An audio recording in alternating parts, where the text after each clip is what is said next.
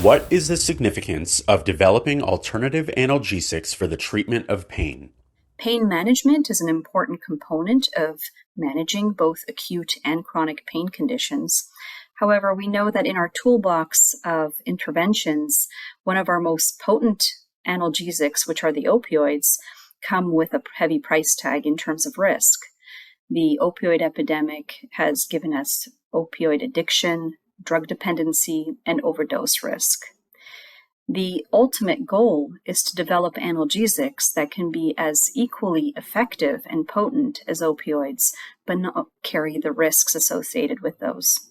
At Altasciences, we're pleased to be conducting some early phase clinical trials investigating some novel therapies that may hopefully one day deliver effective pain medication to patients without carrying the risks of opioids.